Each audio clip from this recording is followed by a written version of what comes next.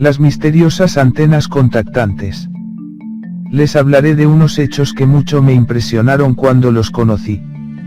El comandante del Boeing 737, Bruce Katie, perteneciente a la línea aérea nacional neozelandesa, estaba preparando un plan de vuelo de cabotaje en Auckland, Nueva Zelanda, una mañana de febrero de 1968, cuando el copiloto de una nave que acababa de regresar de otro vuelo le comenta una observación singular que había hecho durante el aterrizaje. Había llamado su atención una extraña antena que se encontraba en la parte superior de una casa cercana a la pista de aterrizaje. La orientación de dicha antena no correspondía a la de un radioaficionado común, su extremada altura no era normal, y el material con el que estaba construida la antena era muy costoso.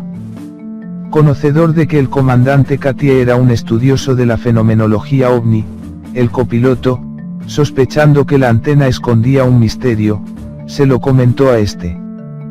Por entrenamiento y experiencia, los pilotos son muy buenos observadores, capaces de elaborar informes concisos, exactos e imparciales. Paralelamente al comentario de su colega, el comandante Katie había observado en sus múltiples vuelos sobre Nueva Zelanda que, en más de una oportunidad, al comunicarse por radio desde su avión en vuelo con torre de control se producían extrañas interferencias entrando en su banda de comunicación conversaciones en un código extraño, no convencional al establecido para la navegación aérea.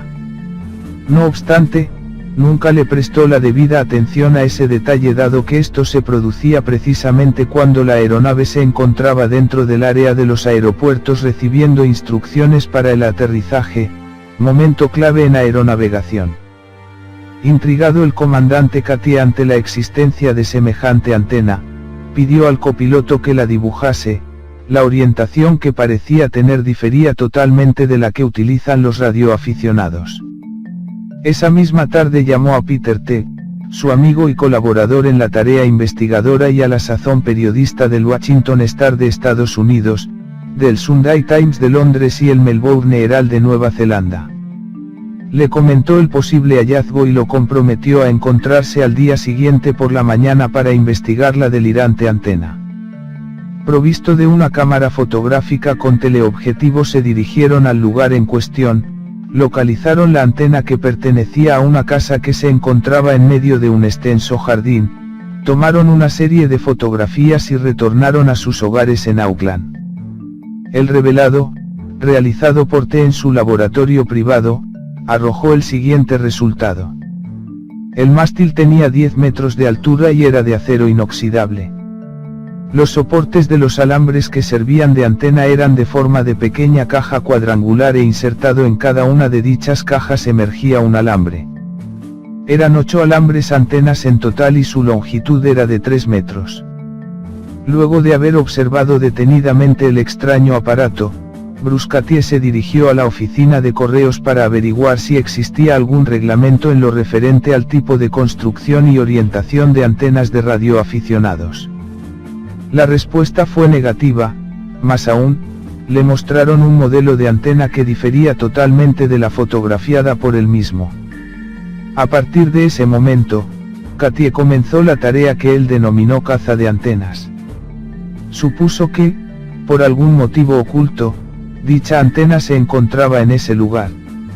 Decidió revisar su archivo personal y buscar las líneas de ortotenia que marcaban el paso de fenómenos ovni en las zonas del planeta, y en el plano correspondiente al distrito de Auckland observó que, precisamente sobre la casa poseedora de la antena, se habían producido varios avistamientos.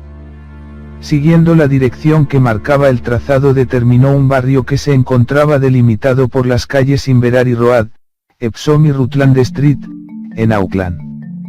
Una vez dispuesta la ruta a seguir para su caza de antenas, se volvió a comunicar con el corresponsal T y se pusieron de acuerdo en comenzar la denominada Operación Caza de Antenas. Los resultados excedieron todo tipo de especulación. Un sorprendente número de misteriosas antenas surgieron de su anonimato. Katie regresó a la oficina de correos a recabar información, al presentar la dirección de las propiedades donde vivían radioaficionados que figuraban en el libro de registro de radioaficionados. Al pedir datos sobre el aspecto físico de los propietarios de las antenas, el empleado de correos le dijo que él deducía que serían parientes, dado que todos eran altos, delgados, de tez pálida, con dificultad para expresarse en idioma inglés y que cuando acudían a pagar sus impuestos invariablemente vestían de negro. Katie se sintió profundamente impresionado, había descubierto algo quizás impresionante y fantástico. Evidentemente, los ocupantes de las naves extraterrestres tenían estratégicamente colocadas sus torres de control en toda la superficie del planeta y los radiooperadores eran los hombres de negro. Bruscatier levantó el plano de líneas ortotécnicas de aeronavegación extraterrestre de todo Nueva Zelanda y así detectó que toda la isla estaba cubierta por las misteriosas antenas precisamente en los puntos donde se habían producido avistamientos o contactos. Esta misma información le fue entregada al gobierno de Nueva Zelanda en la figura de su primer ministro. Pero el último descubrimiento de Katie fue una antena que, en el centro superior de su mástil, ostenta una bola maciza de piedra pulida y su brillo, al ser bañada tanto por los rayos del sol como por la luminosidad de la luna, es visible solo desde los 4000 metros de altura en adelante. Dicho espejo en forma de bola gira continuamente, y su diámetro es de 30 centímetros. La esfera o bola está trabajada en forma de prismas que multiplican miles de veces los reflejos que recibe. La razón por la cual la esfera se encuentra alojada en la zona superior central del mástil de la antena sería la siguiente: la esfera es un transductor o transistor que recibe la señal por encima de la antena propiamente dicha, la envía a la antena la que, a su vez reenvía esa misma señal a la consola de operación radiofónica existente dentro de la casa. De esta forma la esfera espejo hace las veces de bloqueador de onda, evitando así que algún verdadero radioaficionado logre captar la señal ovni que se aproxima, creando interferencias en todo tipo de emisores que emitan o reciban en ese momento en la misma frecuencia. Evidentemente, todo este descubrimiento permitía pensar que experimentos de tipo totalmente secreto se estaban llevando a cabo no solo en Auckland, sino en vastas áreas del planeta. Luego de haber detectado cientos de antenas misteriosas solamente en Nueva Zelanda, el comandante Bruscatier, previa investigación de la forma de vida y personalidad de quienes habitaban esas propiedades, llega a las siguientes conclusiones. 1. Los platillos volantes son controlados por extraterrestres cuyo avance tecnológico es inmensamente superior al nuestro. 2. Los científicos extraterrestres ya han descubierto los secretos de la antigravedad y han construido vehículos antigravitacionales con finalidad de investigación. 3. Los platillos volantes se encuentran a cargo de inteligencias extraterrestres y su actividad está dedicada a evitar que los investigadores terrestres puedan llegar a profundizar en sus investigaciones sobre el fenómeno propiamente dicho. 4. Un grupo de alienígenas venidos del espacio han vivido entre nosotros en épocas pasadas y continúan haciéndolo en el presente. Controlan todo tipo de experimentación avanzada en el campo de las ciencias como física nuclear, física, química, electrónica, etc. Luego de haber hecho públicas estas premisas, Bruscatier fue llamado telefónicamente y avisado de que su integridad física corría peligro.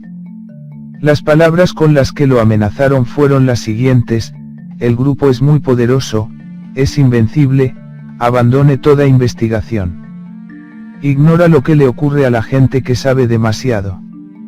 No obstante, Katie continuó con sus investigaciones, fotografiando antenas y casas a las que pertenecían las antenas, hasta que descubrió una antena de mayor tamaño aún que las demás, pero situada en la base norteamericana de Kaura Point en la costa norte.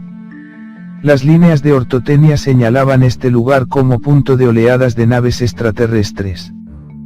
Por medio de la lógica y de su facilidad de sobrevolar zonas vedadas dada su condición de piloto nacional, descubrió que otra antena misteriosa debería estar implantada en la base norteamericana Bodbourne-Ernzaf, cerca de Blenheim, en las Islas del Sur. Sobrevoló la zona, y así fue.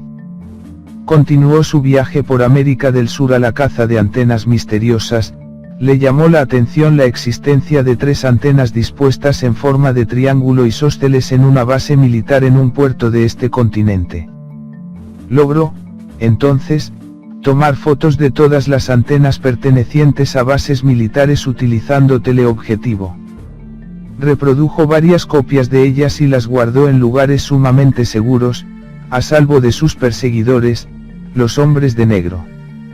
Tomó tales precauciones, que, aunque un juego de fotografías lograse ser descubierto, cientos de ellas estarían a salvo, pues, tal vez, alguna humilde ama de casa de los suburbios de Buenos Aires, o Río de Janeiro o Huelva, Andalucía, tenga guardadas dentro de las fotografías del álbum familiar, reproducciones fotográficas de unas extrañas antenas que poseen una esfera espejada en su parte central. La pregunta surge, ineludible, ¿quién provee los fondos necesarios para contribuir a la construcción de una red de antenas llamadoras del fenómeno ovni? Una raza que surge de la noche de los tiempos y es tan negra como su origen, los hombres de negro. Los hombres de negro actúan sobre Bruce Katie. En la noche del 16 de marzo de 1968, nuestro comandante, Bruce Katie, fue enviado a llevar un avión de pasajeros a la isla sur de Nueva Zelanda.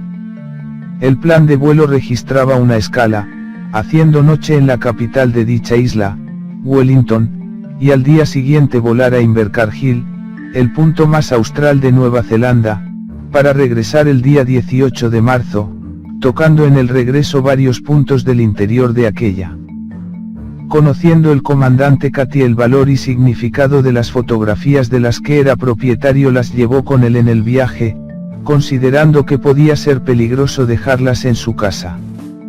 Durante su estancia en Wellington, tomó contacto con el representante de las Fuerzas Aéreas norteamericanas en esa isla.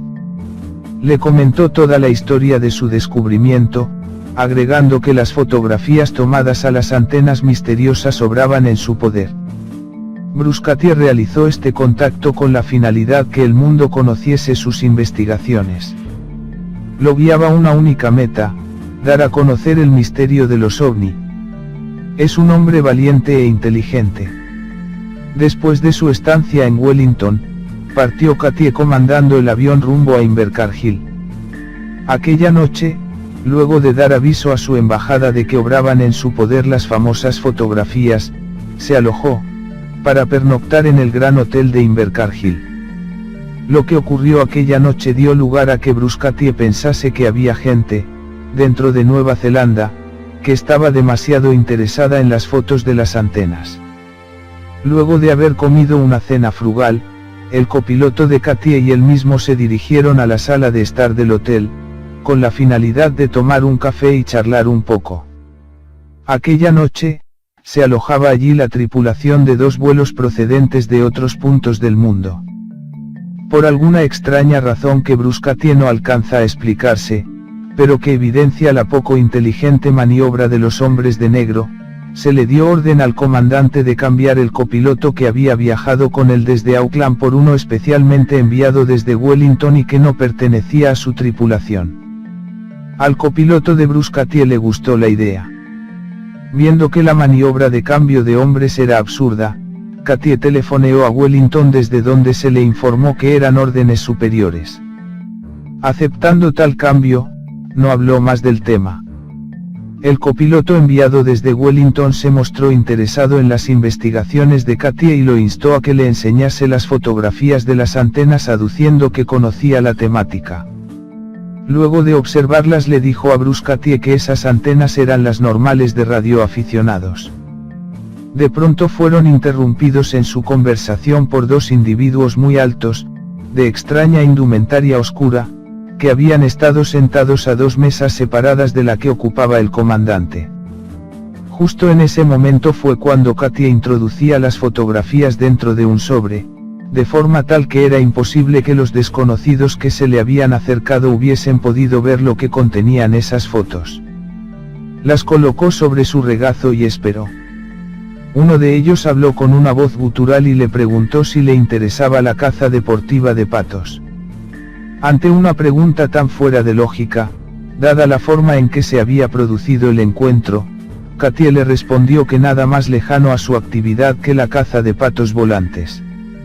A la pregunta de Katie de si se alojaban en ese mismo hotel, el absurdo desconocido le respondió que sí, puesto que, si bien era granjero, se encontraba allí para celebrar junto a su esposa, de quien no había ni señales, su aniversario de bodas.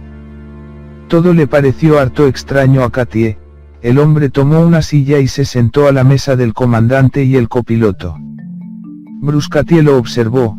Tendría entre 45 y 50 años, 1,90 metros de estatura, sumamente delgado, cierto tipo de quemadura en la mejilla derecha, cabello gris claro, muy fino, ojos claros, vivaces, profundos. Manos largas, dedos finos, cuidados, no precisamente pertenecientes a un granjero. Traje negro, zapatos negros, camisa blanca, corbata negra. Luego de hablar durante un largo rato de patos, el desconocido giró la conversación hacia el hobby de los radioaficionados y las antenas con las que trabajaban. Le preguntó a Katie si le interesaba el tema. Katie respondió que no era aficionado a ese tipo de entretenimientos. En un momento de la conversación, el copiloto enviado desde Wellington que se encontraba junto a Katie se disculpó, alegando estar muy cansado, y se retiró del lugar, dejando solo al comandante con el desconocido, quien continuaba hablando sobre radioaficionados y antenas. Bruce Katie logró desembarazarse de él de una forma casi brusca, pues se puso de pie, guardó el precioso sobre en el bolsillo y le dijo al extranjero personaje que debía descansar. Se dirigió a la recepción, en donde luego de asegurar el sobreportador de las importantes fotos con cinta adhesiva transparente, escribió su nombre tanto en el anverso como en el reverso y luego se lo entregó a la recepcionista indicándole que lo guardara en la caja de seguridad del hotel. La mujer le entregó un recibo por su depósito. A continuación telefoneó a su esposa en Auckland y le explicó la extraña situación que había vivido, preguntándole si había ocurrido algo anormal en su casa. La respuesta fue negativa. Al dirigirse nuevamente a la sala donde había tenido el extraño encuentro, el supuesto granjero había desaparecido junto con el colega que lo acompañaba. Preguntó a tripulantes de otra compañía de aviación en qué momento se habían retirado los extraños seres. La respuesta fue altamente impresionante. En ningún momento hubo gente que no fuera de la tripulación dentro del recinto. Nadie había entrado ni salido. Misteriosas antenas han sido localizadas en Canadá, Estados Unidos, Londres y Argentina. Solo en Canadá se han encontrado cerca de 50 de las misteriosas antenas, proliferan cerca de Quebec. En Estados Unidos de Norteamérica se las puede detectar en Pensilvania, Utah, en Londres, sobre Bailey Street, Store Street y Windmill Street. En Argentina, Bahía Blanca, Buenos Aires en la zona correspondiente a las localidades de Martínez, San Isidro, como cerca del aeropuerto Camet y la ciudad de Mar del Plata. Y hay muchas más, el planeta está cubierto de ellas. Suscríbete para más artículos y vídeos interesantes y no olvides dar me gusta al vídeo. Hasta la próxima.